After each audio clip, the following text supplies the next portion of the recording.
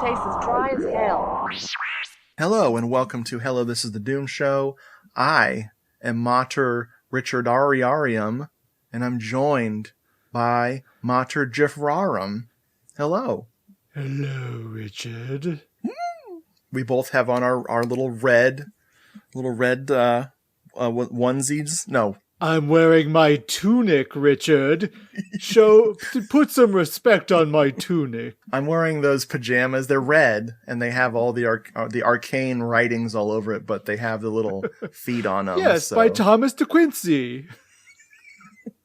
Yes. Put that in air quotes. By Thomas de Quincey. Old Tommy. Tommy, get out of here. He was a collaborator on this film, did you know? I did. Folks, we are talking about Mother of Tears from 2007. I want to thank our faithful listener, Glenn Del Rossi. He brought up that we had not covered the trilogy of the Mothers on the Doom Show. And I was like, oh shit, we didn't do that. So here we are. And to that, I'd say, bullshit. We did the Black Cat 1989. What are you talking about, Hey. Glenn? I don't want to start anything, but like hashtag that is my Mother of Tears. Hashtag should have been. Folks, if you don't know, Luigi Cozzi or Cozy, I don't know why I want to mispronounce his name I think or it's pronounce his name Coetzee, right? Coetzee. Two Z's, I think, is a... Cozy. I think so. I don't know. Cozy. I'm really showing off my Italian heritage here. He decided to finish the trilogy with or without Argento, and he made Demon 6, De Profundis, a.k.a. The Black Cat, 1989, and it is wonderful. It is so good. I made that meme. It's the guy with the sign with the glasses. He looks sort of like John Lennon standing on a street, and people are ignoring him as he's holding up his sign. And on it I wrote, because of Luigi Cozzi, the Three Mothers trilogy has 4 films, or something like that. It's beautiful. It's beautiful. I love him.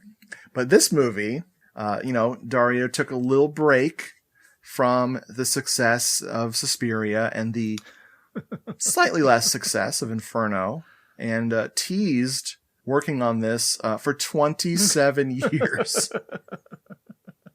It took a while to gestate. Yeah, it took a while for the moldering corpse of the Italian film industry to stop smelling, because that's the other thing that people forget. The Italian film industry completely collapsed.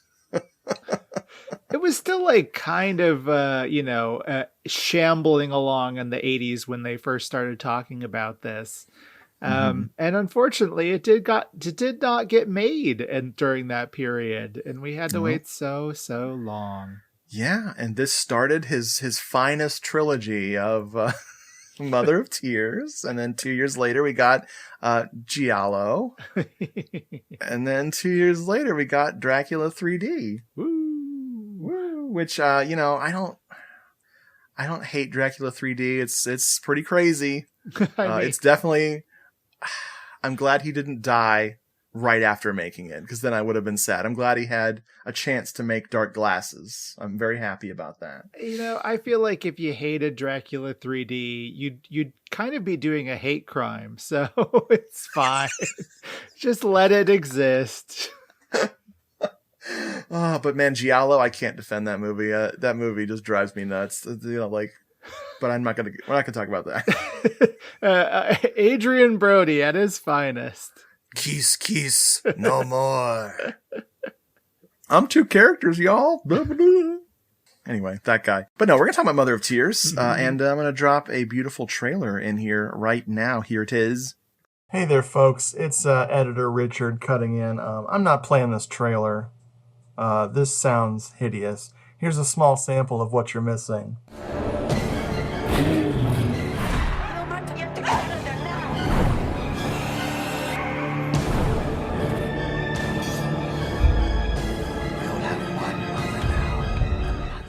Okay, I know that trailer with its abysmal audio made you excited about this movie. But yeah, we're going to spoil this thing. If you haven't seen this yet, then you don't have the Dimension Extreme DVD. Ooh. I want to say there's a German Blu-ray. Somebody released it on Blu-ray because I'm watching 1080p's. Ooh. What cracks me up is if it's the German Blu-ray I'm thinking of, Ozzy Argento does not look like herself in the art at all. The artist just went nuts. Like he kind of drew her without looking at her, and it's very funny. I don't know who that actress in the center of the German artwork is supposed to be, but it's a lovely picture. I just don't know who that is. But yes, this was directed and written by Dario Argento, but he had some help. He did. I'm really interested in these people. Jace Anderson and Adam Girash. Yeah, Gyrosh or Gyrosh? Gyrosh. They worked with Toby Hooper on Crocodile and Toolbox Murders. Ooh, and they worked on Mortuary, which is brutal. Ooh. They also wrote and directed the Night of the Demons remake, the one with Corey Feldman. Holy shit. I've only seen that once. I barely remember it. Yeah, well, I mean, it makes so much vibe sense. Like, this is Toolbox Murdersville. Adam also played the character Dad in The Hollow, which I know you've seen. I love that movie. Yeah, I don't know who he is in that movie. I'll have to look for him because he's not. He's not the dad. Yeah, he's not. No, I guess he's another dad. I actually started watching before we started recording another film that they wrote. Which is called Spiders from 2000. And I only got 45 minutes in it, but it's great. I love it. It's got some great, it's kind of like a spider-centric X-Files episode with some great practical effects and some really bad 2000 CG effects. I'm going to go off of 45 minutes, but highly recommended. Okay, duly noted. Yeah, and we've got the aforementioned Thomas De Quincey. He's the source material. Bless his heart. So yeah, we're gonna go through a very abbreviated version of the plot here because old school Doom show. This would have been like a 2-hour epic episode with us going through all of the ridiculous shit that happens in this movie, but we're gonna skip around a little bit. This is a Medusa. Oh, I didn't read the back of the DVD. I'm sorry. You don't even know what this movie's about. Sorry. All right, folks. I assure you, even though this is an audio podcast, I have the Dimension Extreme DVD here. I used to have. What was it? I had something hidden in here for years. Oh, I had my DVD of Dracula 3D hidden in here as a surprise. You didn't want to have to see it on the shelf. It's just for shelf space. It was not a statement. EvilDread.com says, this is a damn good movie. Shocking gore and artistic brilliance mark the return of Dario Argento, one of the best horror directors ever, says SlasherPool.com. As he concludes his classic, quote-unquote, Three Mothers trilogy, including Suspiria and Inferno, Argento's daughter Ozzy Argento stars as Sarah, a young American art student who naively opens an ancient chest, releasing unimaginable evil into Rome. As violence and murder reach epidemic heights, or 12 to 20 people, Sarah must use her untapped magic powers to destroy the last great witch in human history. Splattered with scenes of death and debauchery, Mother of Tears is a quote-unquote rousingly insane movie-going experience from BloodyDisgusting.com. Destined to satisfy Argento fans and newcomers alike. Imagine this is the first movie you've ever seen. Wow. You would have very conflicted feelings about ever watching a movie again. Yeah. So yes, we're going to talk about this plot. The movie kicks off with the Medusa Motion Pictures lovely logo. I love that logo. Immediately I get the Stendhal syndrome from the opening credits. We get lots of art from antiquity of witches and demons be-eaten people and whatnot. And our introduction to the sincerely pretty cool Claudio Simonetti score. Thank you. Which has a pretty different vibe than his previous Argento collaborations. Glad you said that. I listened to the score separate from the movie and was really shocked because The only thing I remembered about the music from the movie was the bombastic stuff, but then the techno beats that would drop in, which, 2007 techno made by, a very... An old Italian guy? Yeah. Yes. I feel, hey, I'm old now, so, that's what I would do. I'd make some terrible freaking music that sounds out of touch with everything. I feel at home immediately because the dubbing on the extras is perfect. We've got a crew of workmen digging up some stuff around an old church, and they uncover the magical tomb of Oscar the Grouch. Forgot what his name was. And they find this tomb, and the first sign of things not being so great with this movie, a photographer zooms in with his camera to take a picture, and inside his lens is a demon going rah, and I went, uh-oh. But this corpse of this guy, Oscar the Grouch, his tomb is there, but he has this urn that's sealed in wax, and it gets sent over to the museum. What happens? Who is looking at this frickin' this pile of bones here? I mean, this pile of wax. Well, it's Aja and her pal who also works at this museum. I didn't get the pal's name. She's not long for this world. Giselle. Giselle. They are recklessly opening up and spilling blood all over this mater box. And this is very poor research and preservation. They are destroying this document. The wax seal done. They pull the statues out with their bare hands and are like, oh, kind of spooky, huh? So well preserved. Yeah. Well, not when you're through with them. They also just immediately start reading an incantation that is packed into that mother box. And I do need to know, and that's always a bad idea, of course, right? You don't want to do that. Have they not seen Evil Dread? Evil Dread? The three statues look like ghoulie totems, which is really funny to me. Oh my god, they're so cute. But anyway, basically, these are women in STEM, but they're not doing a great job with it. Yeah, I work in a library, and I work in special collections, and we have a lot of very rare and fragile items, and I have been reprimanded for bleeding all over everything. Yeah. So many times. Just all these permanent cuts on my fingers, flinging blood all over everything. I feel bad. And these people let a monkey into the lab. What the hell? That's right. Oh my god. Well, you know what? I forgot to talk about some of the main characters before we got started. So real quick, Dario Argento, she looks like she's being photographed after a DUI arrest or something through the whole movie. Oh no. Somebody pointed out that she just seems so out of it in this movie. She seems befuddled. Yeah. Yeah, she's a little confused, I think. But her pal is Giselle, like you said. She's not long for this world, spectacularly. So that's Coralina Cataldi Tassoni from Demons 2 and from Opera. She's one of the big names of Italian horror royalty in this movie. She's absolutely wonderful. But yes, as soon as she's left alone...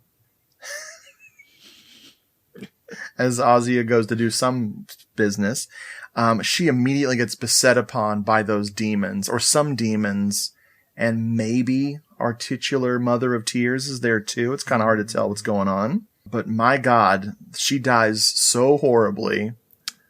Which is a running theme throughout this film. Yes.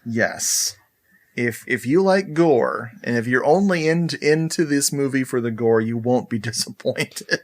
Well, I mean, yeah, that's fair. I can see people enjoying it for that reason. However, back in the 70s and even in the 80s, Dario Argento is very gory, but it looked good.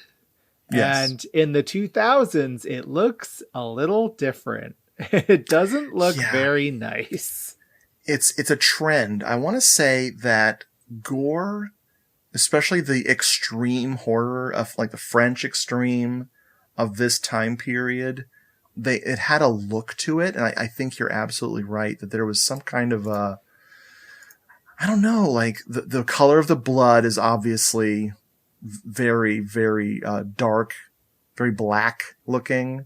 It's also a lot cruder, and it is. I mean, there's an extremity that we can find in the earlier Argento films that is just sort of, I think, amplified here in a less classy way, we might say, and it's also very digital, and it just looks. It's not my thing. I wasn't getting digital, really, but.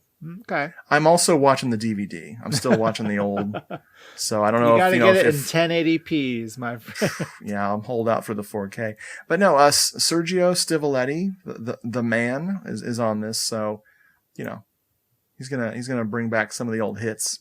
We'll talk about those later. But yeah, so her friend gets killed, and then the cops come. These cops are so boring. Oh my goodness. Christian Salamino plays Detective Enzo Marchi.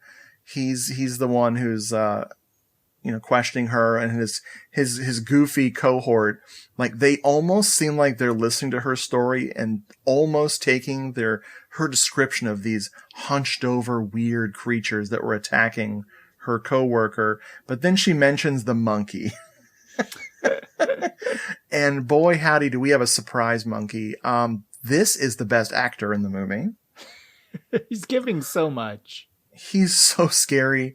Folks, I do not ever want to be in the presence of a monkey ever. I just can't. They're so scary. And this little guy, as cute as he is, he sort of has the same coloration as my cat Cheese, which Jeffrey has seen on video tonight. I showed Cheese to Jeffrey for, inspection. And he said, "Whoa, that looks just like that monkey." Okay, ooh, Jeffrey didn't say that. Ooh, ah, ah. But yeah, this monkey's he's a little minion of evil. I love him so much. But yeah, as soon as she mentions the monkey, the cops are like, "What?" And then we get to see our very glam, very, very sexy mother of tears, Mater Lacrimarum. This is Moran Atias. And she's pretty great as an evil, almost characterless person. Almost characterless? Yeah. I mean, she's evil. She's certainly that. And charismatic. She has a lot of followers. People love her. Yeah, she'd be blown up, man. She's great. But yeah, she's definitely has rather perfect makeup, but she was always described as the most beautiful of the three sisters, of the three mothers. But yeah, she's gonna wreck some shit. Her presence, her power is from this tunic, the aforementioned tunic with some archaic writing on it that was inside this box. And once she has this tunic, oh shit, we're in trouble. Tell me about what happens to Rome when she does this. So, isn't there a great Italian crime film with a so I'm thinking of Rome armed to the teeth. Sure. So here it's Rome pulling out its own teeth. Everything is going wild. A woman tosses a baby off of a bridge. The skull cracks on the way down. We have mere anarchy erupting citywide, which is mostly dramatized for us by people smashing up automobiles' windows, specifically with baseball bats. And it kind of just ends there. We don't get much more anarchy, and it's usually just one or two individuals in medium close up doing this mayhem. But really, we should believe all of Rome is gone haywire. Yes, this is one of those times where I feel like small scale for the budget of the film would have been better. News reports of things going crazy, but no. Argento wanted to go whole hog, and he got his frickin' madness affecting all 5 residents of Rome. It's just so funny. It's one of the things where the movie's threads are really showing, especially with the animated flashback that isn't animated. So someone, I don't remember who, tells Asia's character, Sarah, about the gentleman, Oscar the Grouch, that they dug up. Apparently he was an alchemist who discovered the Mother of Tears secret or something. And they do this.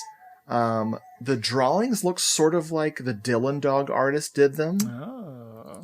But I suspect he thought they were going to be storyboards that actually make it into the movie as the whole thing.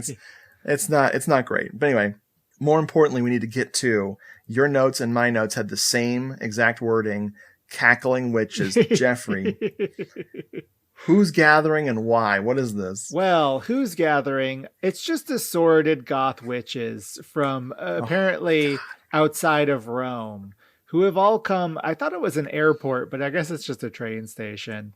Oh man, those Roman train stations sure do look very anodyne, though. And oh boy, I love it. They just like all arrive as this big coven, and yes. I wrote in my notes, "Oh my god, girls' night," even though it's not night. They start snarling and hissing at rail travelers. So rude. They're so rude. And my favorite line of the film there is "Ready for the celebration." They've gotten the call and they've all congregated in Rome.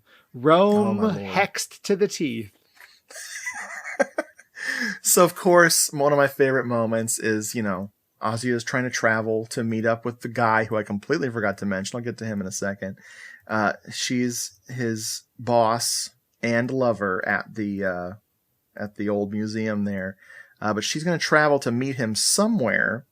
And these witches spot her, particularly the really mean Japanese witch. I mean, all of these ladies have so much eyeliner.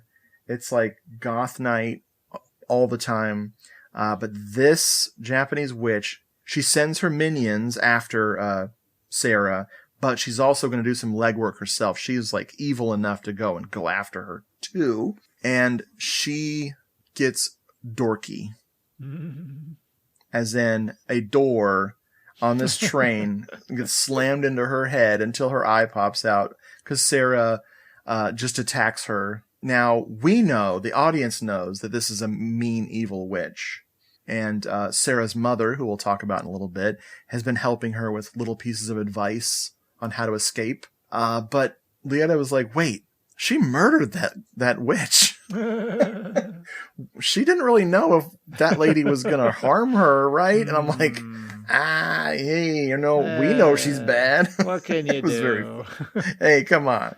Break a few eggs with Omelet Town. Omelet Town. That's Rome. So yes, Adam James plays Michael Pierce, and that is her boss / lover. I just want to mention this guy because he is actually a very successful actor. He's done a lot. 119 credits. Damn. Seems to have lots of TV stuff going on, video game voices, all kinds of shit. We'll come back to him later. I just want to make sure we mentioned him. But yeah, her mother is played by Ozzy's real mother in her last film performance. This is Daria Nicolodi. This was her last one? Yeah, man. She's going to pop up in the movie several times as a ghostly CGI lady. And she's going to have the funniest moment in the whole movie that made me burst out laughing so bad. I love it. I love it. We'll get to that when we get to that. This game is rated T for T. Thanks, Triple H. I appreciate it. I didn't start out a 10-time world champion. I am the game, Triple H, the king of kings. I started at the bottom and worked my way up. It's time to unleash the animal. Now only one thing can control me, and that's you. Are you ready for some hot diva action? So don't just watch it. Live it. WWE SmackDown vs. Raw 2007. Don't just watch it. Live it. Sarah gets to her destination. She gets to see Udo Kier. Speaking of people from, the hallowed halls of European cinema, he plays Father Johannes. And from this very trilogy. Yeah, I wish he would have reprised his character. Why did he have to play why not? Yeah. But I love this. He's about to give her a book, a very important book to help her, but his live-in nurse / friend of the family, I don't know what, fucking murders him after she's chopped up her own baby, which just made my jaw drop. The baby, the hilarious doll baby thrown off the bridge is one thing, but to actually see this lady's freaking dismembered child is like really like, whoa. But she, in one of my favorite scenes in the movie, she attacks Father Johannes on the stairs, and we get these beautiful Gothic, wonderful old Italian locations, just wonderful old Italian locations. That's one of the things about this movie that it doesn't skimp on, is like they filmed in some cool spots. I like that. Yeah. Beautiful. That felt like old school stuff right there. Yeah, I mean, it is honestly so old school to have like actual locations you film in these days. Whoa. Those still exist? I've heard rumors. And torn down, and now they're car washes and cell phone stores. And but her pal, Sarah, gets an unexpected helper. This is Valeria Cavalli. She plays Marta, the Good Witch of the North. If this lady looks familiar to you, it's because she was in A Blade in the Dark. And was she in any other? She was not in Flying Sex, which is an old joke from the old Doom Show days there. Ooh, she was in, what is the American title of this one? God, I can't wait to edit this. Lucio Fulci's Warriors of the Year 2072, aka The New Gladiators. The New Gladiators. So, hell yeah. Classic cinema there. But she is trying to help Sarah, and she and her lover need a moment. She has a very jealous lover who's like, oh, why are you bringing a woman home? Let's have gratuitous lesbian sex real quick. And serves no purpose. I think around this time we get a totally pointless shower scene from Asia as well. I forget. It's very mixed up in my brain. But the most irritating thing is that damn demon jump scare. So, folks, I want to talk about Argento getting lazy. Now, there's some weird stuff in this movie that don't make no sense, and it's all wonderful. Weirder is better. What's not good is screenplay band-aids like, oh, you know, Argento, this is a new era. You got to keep the people excited. Got to keep the kids from getting bored. You need jump scares. So, luckily it's not too many, but there's like 3 big jump scare, aka the worst CGI you've ever seen stuff in this movie. One is, of course, the monstrous face in the camera lens at the beginning. Another one is Sarah goes to her apartment and she hears demons inside. When Sarah foolishly believes that it is safe to go back to her apartment and she hears a bunch of demonic voices inside, she runs away and a demon stretches her door like CGI style, like something out of that, what was that remake with Lily Taylor? Oh, the Haunting. It was like the Haunting remake with the CGI. It was very stupid. I The hated doorknob goes boo. Ooh. But the worst thing is this damn demon jump scare. I would have paid more money not to see that. I paid money from my Dimension Extreme DVD. All I needed to do was have Mother Lacrimarum standing in the room with her, looking spooky with a knife, like a sacrificial dagger, and that wakes her up. But no. We get a demon that goes, fucking hate it. Ugh. So, of course, some horrible stuff happens. Jeffrey, who's the big mouth screaming man? I don't know. He's just a bald man. He is like a secondary familiar of Mater Lacrimarum, friend of Monkey. He's the monkey's assistant. He's the monkey's assistant. He's like got real Uncle Fester energy. And he at one point is on the phone with Asha and he goes, this is not an exaggeration. He goes, wow. And his mouth goes so big. They CGI his mouth to make like a perfect circle. It's so funny. This Wow. is truly a Wow. moment of, this is a movie of individual moments. Yep. Like something like that. I love it. Yes. Now I don't Yes. particularly care for like the murder scene that follows it. No. That is really man. This gross. sucks. Yeah. But I love that moment, and I wish the movie had more of those. Yeah, we have this thing where, so he mortally wounds the lover of Marta, and then he gouges her eyes out, and then he freaking horrifically commits vigilance on Marta. It's terrible. And it's one of those things where it's like, why was, like, I get that, you know, the Mother of Tears would hate this good witch, but ooh, I don't know. Felt like a punishing the lesbians moment. Yeah. Which I don't think was Argento's intention. I think he was yeah. And it was like, and he needed someone to be like, no. I really wonder about Argento's collaborators, you know, around this time. Like, I mean, I've even come around to like the Card Player. I'm like, wow, the Card Player, it wasn't that bad. I mean, it has my favorite line from any Argento movie ever. This is the mecca of online gambling. But it's just so cheesy. And do you like Hitchcock is fun? Because it's also weird as shit. Very strange. There's definitely some strangeness in this period for sure, particularly those two films. I guess I just feel like personally, after like the Phantom of the Opera, they just get really mean-spirited, like in a way that, like, you know, he's always had that bubbling under the surface, but it's like so much more pronounced in like a sleazy way in these later films. And it got more of a gimmicky thing. Like maybe he thought people wanted that because, of course, folks who don't know, Argento often will be the hands that kills victims in the close-ups. Like the black gloved killer will often be him, and it's like that's a flex on your movie studio. Like I'm on your film production to do that. It's like, oh, that's weird. That's a great way to put it. Just the mean-spiritedness. It's a little too much. Yeah, for me at least. Yeah. Yes. Well, luckily everybody gets pretty fucked up in this movie. Finally, we get back to Michael. Sarah sees him on the street and he looks unwell, and they go back to his place, and he is so unwell that his throat has sprung a leak.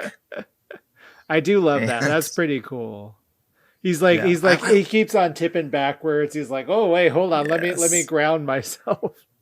Cause I'm not a big fan of this guy's performance until he turns evil. Oh, yeah. And I think that he's so much better when he's been taken over. Cause of course, I forgot to mention his son gets kidnapped by these witches and ends up being part of their ritualistic slaughter of the innocents. Like they're just ripping this kid's guts out. Like, what? Love it. This movie really hates children. It sure does. Yay! I like that. So she sets him on fire because, you know, he's evil, and he's just totally going to chase her around the house while he's on fire because supernatural stuff. And here's the funniest fucking moment of the movie. Oh my God, I love this part. Daria Nicolodi, you know, her spirit shows up in CGI form, and she wrestles with this guy on fire. And of course, the CGI flames, they don't look bad, but they look incredibly fake. So maybe that's the same thing. But when she wrestles with him, it looks like a woman who's very frail, trying not to get hurt by like dancing with her partner. It's very funny. I loved it. Loved it. Finally, we get to another Italian horror, or just European good stuff actor in the form of Felipe Leroy.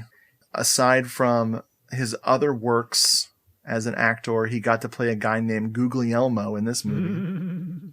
Felipe Leroy, he was like one of those, like, not really recognized as a king of Giallo, but boy, oh boy, did he do a lot of Giallo movies. He's great. But yes, he plays Guglielmo, the alchemist, who's neither good nor evil, who's going to just watch Rome burn. He's cool. He's like, whatever, dude. I don't know. But I love his metrosexual partner who's like really, really rude to Sarah. Doesn't want to let her in. Love him. He's very handsome. But then the craziest shit in the movie happens. We find out that he's able to count good old Sarah's midichlorians. Oh, I do need to point out, this is just Star Wars reference. Yes. Yeah, that was my Star Wars joke. We just got, I'm, of course, as always, I'm watching the film while we're talking. 1 hour and 10 minutes in, we get our shower scene, and we only see one of Aja's midichlorians. Oh, but he does this thing where he drugs her and then uses his big green glass to look in her eyeball while she's like kind of catatonic on the chair. And hilariously, you see these little like weird blue, gnarly looking, like, what do you call them? Like almost like worms in her eyes or something. It's very weird. But he's able to see what she's seen and like read certain things from her goofy eye gloopy shit. I don't know what any of it is, but I'm glad it's here. So glad. He sets her on her way to go and defeat the witch. He tells her hilariously, there's no army of good witches coming. Oh no. I loved it. I loved it so much. But she's going to go and take on the Mater Lacrimarum herself. And as she's following these witches around, going down into the catacombs underneath the city, magically the cop is there. The cop, Mr. Enzo, he's just there. Hey, he's a good cop. Would have loved to have a scene with him discovering all of this magical shit was real. Or Lieta also wanted to see a scene of him and Sarah like having some kind of meeting of the minds. Instead, he's just on her side all of a sudden. Yeah, I would like that scene as well, where he puts it all together, because at the very end, before you do a hard cut, he could go, "Mamma mia!" That's beautiful. So tell me about what happens when we finally get to the Mother of Tears, her party. Tell me about it. Well, it's pretty gross to start with. Oh my God. We have Argento going, Hey, gel lighting? You expect me to do some gel lighting? All right, here we go. Welcome to the perversity cave. Oh my God. There's a lot of perverse things happening here. A lot of moist flesh, smooching, sucking and suckling. But my favorite is one person is eating a tapeworm from another person's butt. Unreal. There's things you see that you can't unsee, and that is one of those things. Yeah, it's pretty wild. No, it's one of those things, like, I'm immediately reminded of how people hate the 2018 Suspiria, and it's fine, whatever. People hate that? Of course they do. Of course they do. You're being funny. You got me. But no, they really hate the big red drenched final act, the big climactic craziness stuff. And I'm like, this is all fine. I don't, what do you want? Now like, they don't like a little bit of blood. There's just stuff you can't do. I would have been happy with that demon here. That demon that showed up in her dream. Just stick that motherfucker in this sequence. Was he even there too? I don't even know. There's so much crazy stuff happening. But of course, Sarah, she's supposed to be using her powers and her latent witch powers.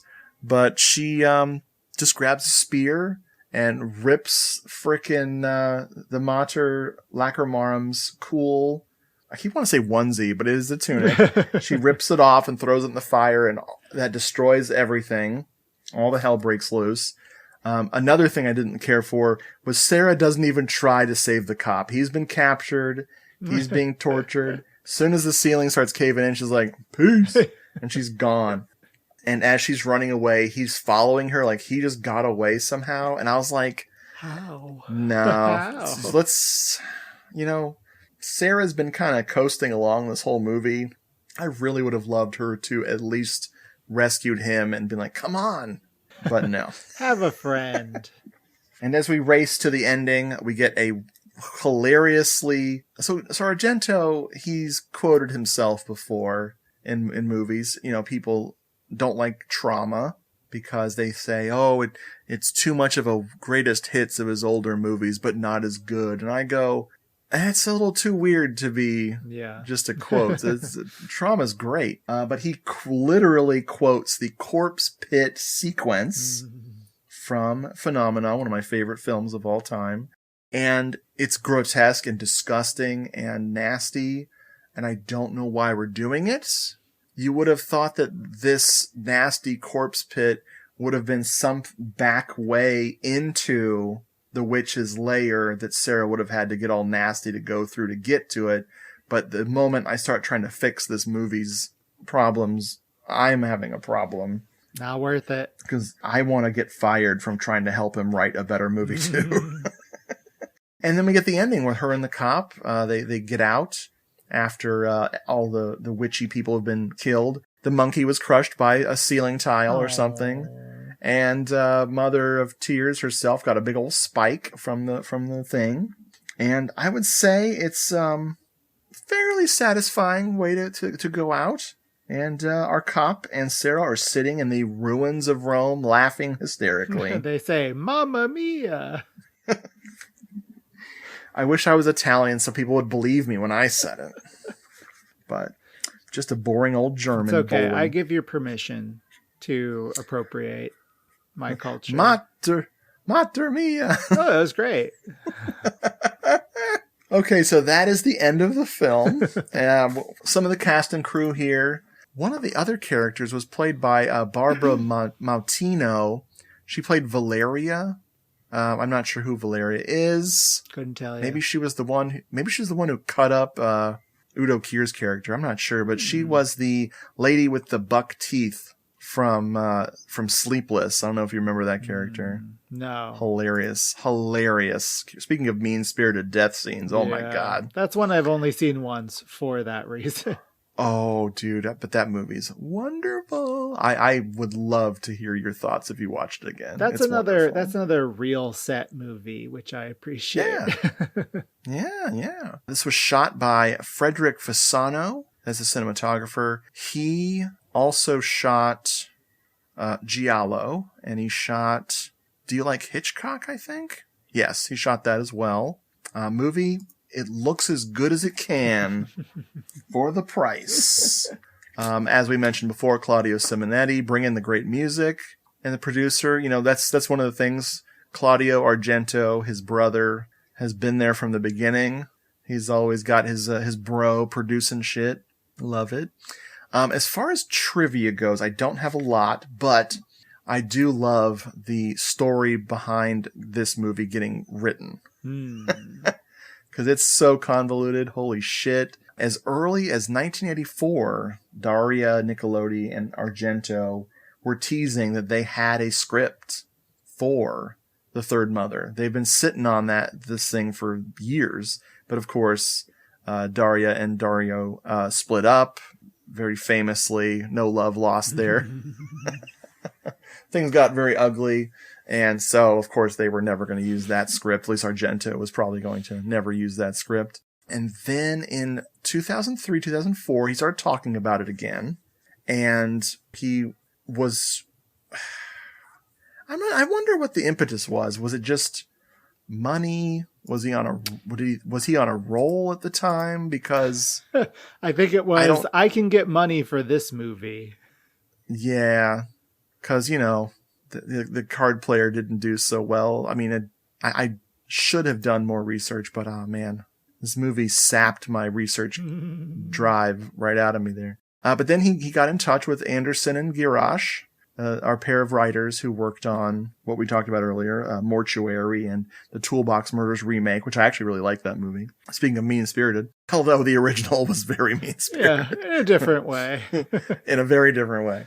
But yeah, they worked with him, and they did a lot of, like hold up in hotels and would work on it with them. And then there was rumors that he had fired them because he hated what they brought to it, and that he was going to redo the whole thing. But then that never happened. So there's all three of them are listed as screenwriters. very convoluted. I would love to be a fellow guest in those hotel rooms while they were writing this thing. Oh my God. I can't Just even imagine. in the next room with a glass, like your ear up to a glass against the wall. Like, oh my God. I can just see it. It's so funny. I just, the production was delayed a lot. I didn't hear any like crazy stories about anything. It just, they had trouble getting it ready for Cannes. Well, that's the most wild thing for me, is that the Cannes Film Festival requested them to be a part, to enter the competition in 2007. And they did not. Weird. They were not able to deliver a full film. They delivered about 20 minutes, which is hilarious. That's crazy. Imagine just watching the opening 20 minutes of this movie and being like, whoa. 40-minute standing ovation. Oh my God. They did run into censorship troubles. The Italian film censors were like, whoa, no, you can't do any of this. So he had to cut 3 minutes out of it for the theatrical release, which has all been restored apparently for the unrated version of the movie. The extreme version, the Dimension Extreme version. Man. The film did not do well. No. It did okay. It almost made its money back, according to various websites here. It almost did it. Didn't really do it. But Argento is particularly heartbroken that it didn't do well. In his biography, he's like, I put everything into this movie and nobody cared. Yeah, it's like, oh, well, you were surprised? Like... No, I mean, not only did the audiences not really care, but critics did not either. No, sir. Including to this day. But Argento, I found this quote. It was on Wikipedia, and it's just so funny. He was dismissive of the critical reaction, saying, quote, "The critics don't understand very well, but critics are not important. Absolutely not important. Because now audiences don't believe anymore in critics. Many years ago, critics wrote long articles about films. Now in 7 lines, they are finished. The story is this. The actor is this. The color is good." I mean... Wow. I feel seen. He's hurting me, Jeffrey. I want to hear his takedown of the one-line Letterboxd review next. Oh my God. Yeah, you'd have a real problem with the meh or the oof. The color is bad. The color is mid. Fuck. Oh my God. So, Jeffrey, how do you feel about Mother of Tears?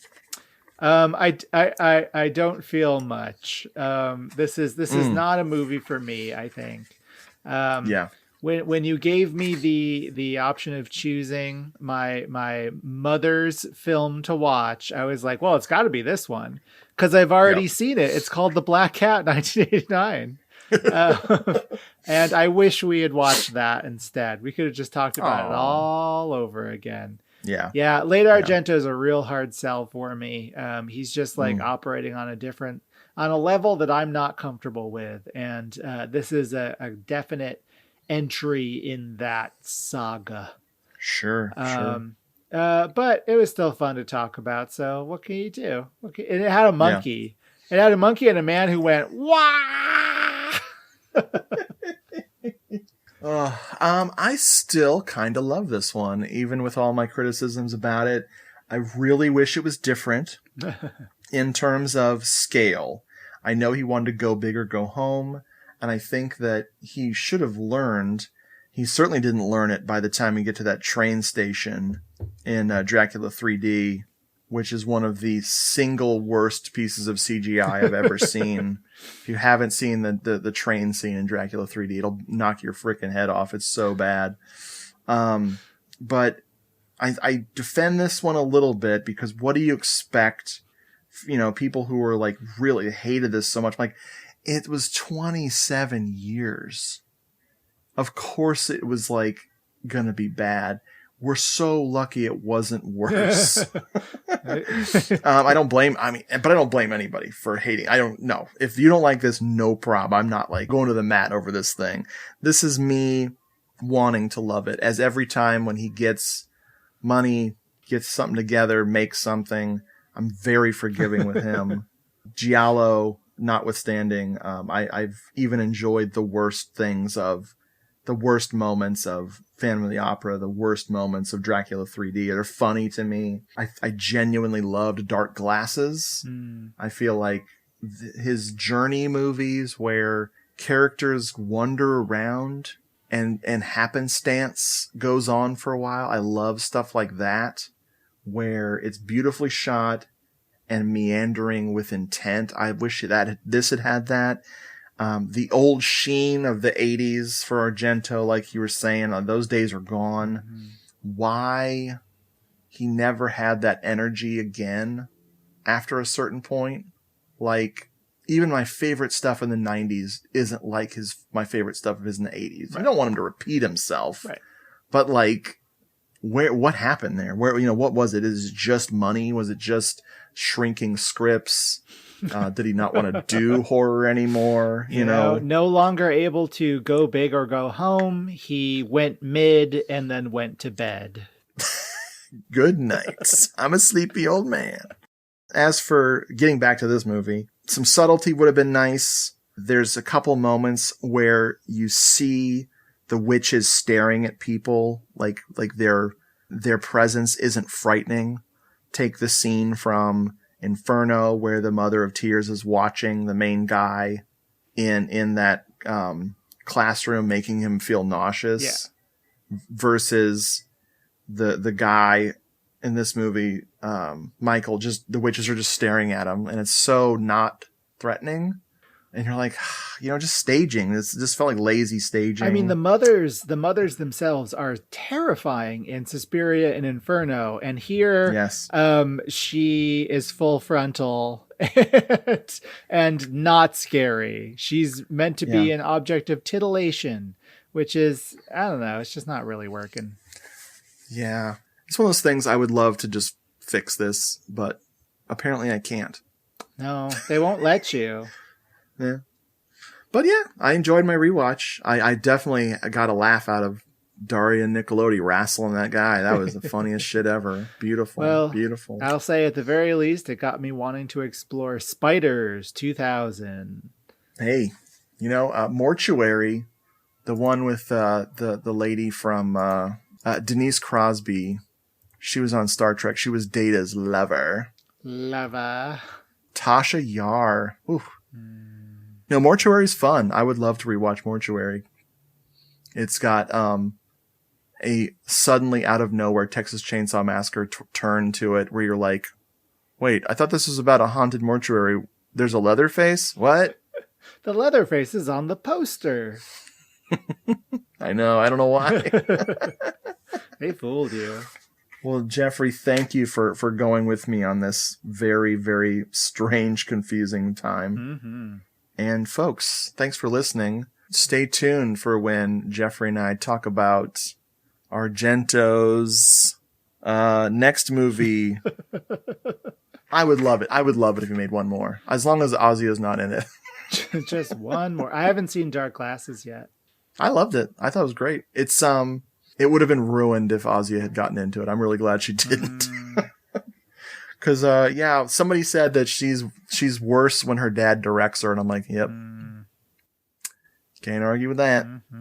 But anyway, thanks for listening, folks. Have a good time. And get your monkey on a leash. Burn my tunic, please. And we're done.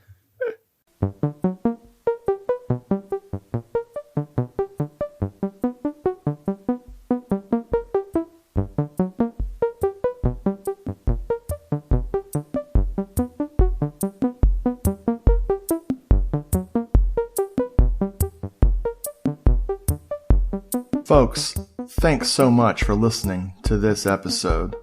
If you'd like to write into the show, send an email to doomedmoviethon@gmail.com or hit us up at doomedmoviethon on Instagram or at doomedmoviethon on Twitter or at doomedmoviethon at Discord, or go to Hello This Is the Doom Show on Facebook and message us there.